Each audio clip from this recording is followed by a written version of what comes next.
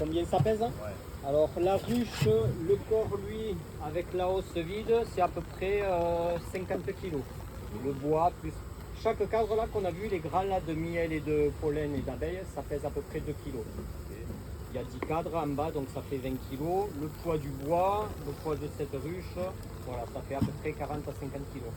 Et la hausse là, quand elle est entièrement pleine, en miel, on a à peu près une dizaine de kilos de miel quand on récolte, à peu près. Des fois, ils sont plus ou moins pleins, donc c'est toujours une estimation. Même la balance, elle n'est pas non plus super précise. C'est pour donner un petit peu une tendance. Et on le met en général sur une ruche qui n'est pas trop mal pour nous signaler les bonnes et les mauvaises nouvelles, on va dire.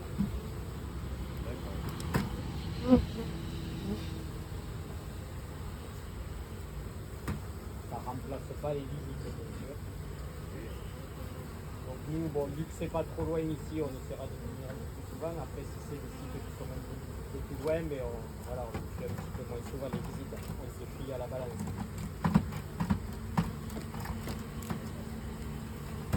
Là, vous avez estimé la récolte parce que le poids avait un peu augmenté. C'est ça. En fait, le poids, bon, il a augmenté à peu près pendant la mielée, donc le cumul de miel se fait à peu près sur une période de 15 jours, 3 semaines. Hein. C'est pas très long en général. Et après, quand on voit que ça s'arrête pendant une semaine, c'est qu'elles ont fini leur récolte. D'accord.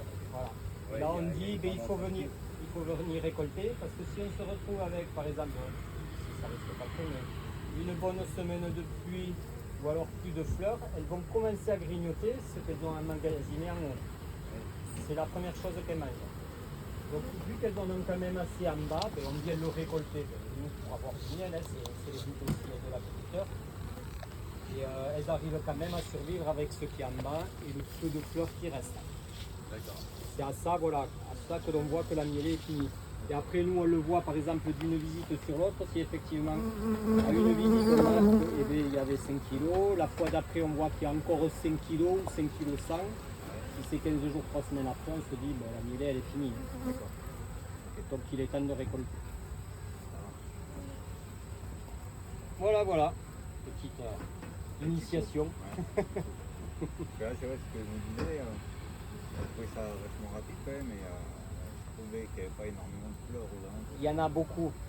Quand on voit ce qu'il y a là, il faut savoir que l'abeille, elle va jusqu'à 2 voire 3 km. Hein. Ouais. Donc elle trouve. Hein. Et ici, avec les pluies qu'il y a eu, ben, il y en a encore un petit peu, donc la colonie se porte bien. Franchement, elles sont bien là hein, pour l'instant. Ouais. Après, bon, il est possible qu'en septembre, on voit qu'elles aient très faim, soit on vient nourrir, soit on les déplace vers la montagne pour qu'elles aient un peu plus à manger.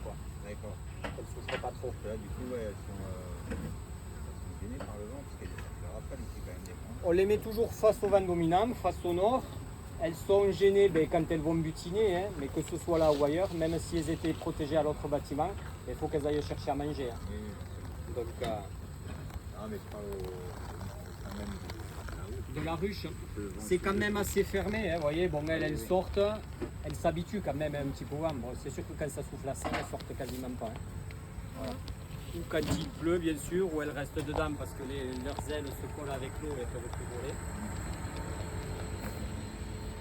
Après, très forte chaleur, ça les aime pas.